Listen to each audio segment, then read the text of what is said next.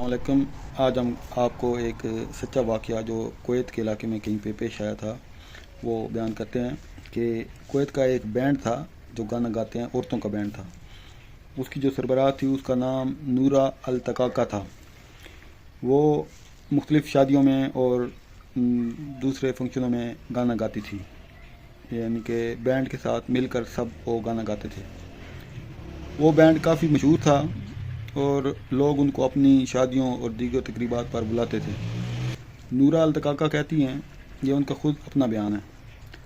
वो कहती हैं कि एक दफ़ा मुझे वीकेंड पे एक फ़ोन आया, इतवार वाले दिन या जिस दिन वो छुट्टी करती थी उस दिन उनको फ़ोन आया एक औरत का, और औरत की बहुत अजीब सी आवाज़ थी। और उस अजीब सी आवाज़ में उस औरत ने कहा कि हमें अपनी शादी के एक तकरीब पर आपका बैंड चाहिए। नूरा अल तकाका पहले तो कहती हैं कि हमारी छुट्टी है, उन्होंने अगले दिन का बोला था, अगले दिन हमारी छुट्टी है, आप किसी और दिन बताएं तो फिर हम आ जाएंगे।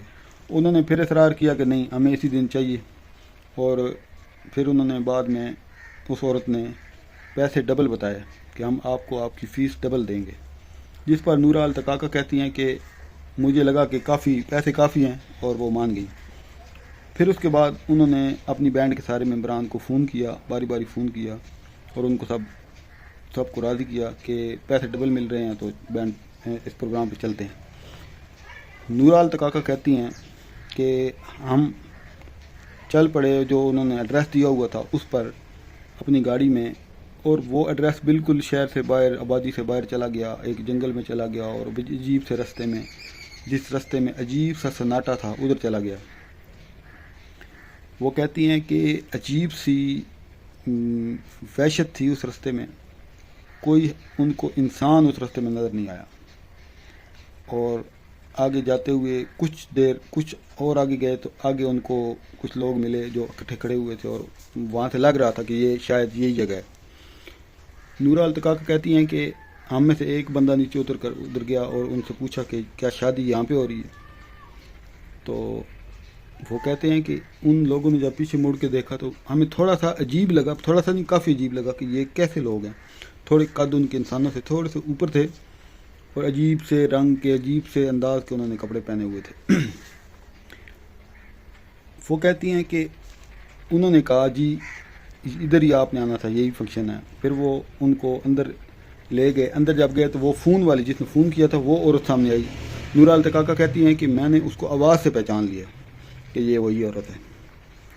वो औरत आई, उसने नूरा अल तकाका को वो जो अरबी स्टाइल में मिलते हैं ना, गालों पे बोसा देते हैं, वो उन्होंने दिया। तो नूरा अल तकाका कहती हैं कि मुझे ऐसा लगा जैसे पत्थर लगा हो मेरे गाल पे, यानी ऐसे उसका खुरदरा सा जिस्म था। उसके बाद वो उनको एक कमरे में ले गई, वो अपने घर में, और घर का भी अजीब सा माहौल था, पुराने अंदाज में, और घर की सफाई जैसे धूड़ पड़ी हो, पत्ते पड़े हुए हों, ऐसे उस घर का माहौल था, जैसे इधर बहुत अरसे से कोई बंदा नहीं आया। वो उनको उस कमरे में ले के गई।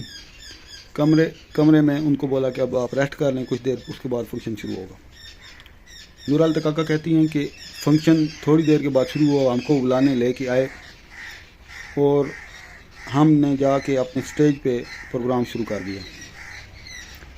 जब प्रोग्राम शुरू हुआ, गाना शुरू हुआ, तो नूरा अल तकाका कहती हैं कि वो लोग पहले तो सही खड़े थे, फिर जब गाना शुरू हुआ तो उनमें और बाहर से और भी बंदे आ गए, अचानक ही ना उनमें शामिल हो गए, और उनके बहुत लंबे लंबे कद थे और अजीब अंदाज में वो डांस कर रहे थे, वो यानी अपना रक्स कर रहे थे और झूम रहे थे। नूरा अल तकाका कहती हैं कि हमारा दिल दहल गया कि ये किस किस्म के लोग हैं, ये कैसे डांस कर रहे हैं, कैसे ये रक्स कर रहे हैं, ऐसे पहले तो कभी नहीं हुआ। रक्स करते करते नूरा अल तकाका कहती हैं कि उनमें और बंदे दाखिल हो गया, और जब वो कहती हैं कि गौर से जब मैंने उनको देखा, उन लोगों को जो वो डांस कर रहे थे, वो रक्स कर रहे थे, उनके कद बहुत ऊंचे थे, उनके चेहरे हल्के हल्के कपड़े से ढके हुए थे। लेकिन वो कहती हैं कि जब मैंने उनके पाँव को देखा तो ना वो इंसानी पाँव थे और ना वो परिंदों के पंजा था, ना पाँव थे, ना हथेली थी, ना एड़ी थी, उनके पाँव बकरे के सुमों की तरह थे। कहती हैं कि मैं ये देख के दिल मेरा दहल गया, और تھوڑی دیر کے بعد پیچھے جو ایک ان کی بینڈ کا ممبر تھا، وہ ممبر تھی لڑکی، وہ بے ہوش ہو گئی۔ کہتی ہیں کہ میں بھاگ کر جب اس کے پاس گئی تو مجھے اچانک احساس ہوا کہ ادھر اگر ہم گھبرا گئے اور ہم ڈر گئے تو یہ لوگ ہم کو ادھر سے جانے نہیں دیں گے۔ وہ کہتی ہیں کہ تھوڑی دیر کے بعد جب میں دوبارہ اپنا گانا شروع کر دیا اور میرے کانوں میں ہلکی ہلکی سرگوشی ہوتی تھی کہ بس گاتی جاؤ گاتی جاؤ گاتی جاؤ، تمہارے گانے سے جتنا ہم کو سرور مل رہا ہے تم اس چیز کا اندازہ ہی نہیں کر سکتی۔ یہ اس کے کانوں میں سرگوشی ہوتی تھی۔ وہ کہتی ہیں کہ میں اس سرگوشی کو اپنا وہم سمجھتی رہی تب تک، لیکن صورتحال مزید بگڑی جب ایک اور ممبر بے ہوش ہو گئی۔ پھر ایک عورت آئی ہمارے پاس اور اس نے پوچھا کہ یہ کیوں بے ہوش ہو گئی ہیں، تو میں نے ان کو کہا کہ ان کو آرام کی ضرورت ہے، اب ہمیں تھوڑا سا آرام دیں اور ہم پھر بعد میں بقایا کریں گے۔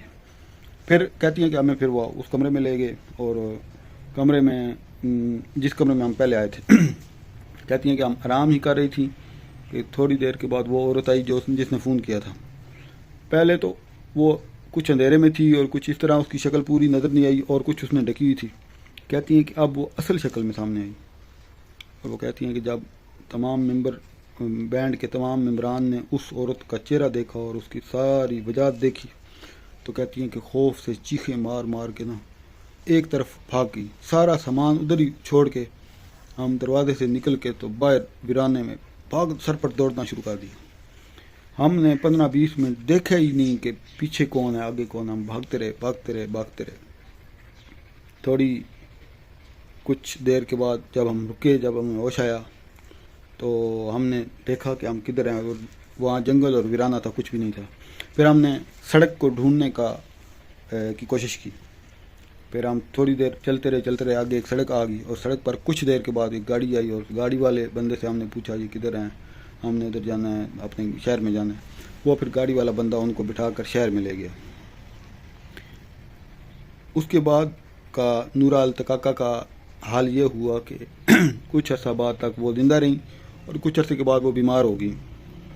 بیمار ہونے کے بعد کچھ دنوں کے بعد پھر ان کی وفات ہو گئی۔ اس واقعے کے بعد نورا التقاقہ نے کوئی گانا نہیں گایا، ان کی طبیعت اس دن کے بعد ٹھیک نہیں ہوئی۔ یہ ایک واقعہ ایسا ہے جو حقیقت میں واقعہ پیش آیا ہے، اور ایسے واقعات بہت کم ہوتے ہیں لیکن یہ بہت عجیب واقعہ ہے۔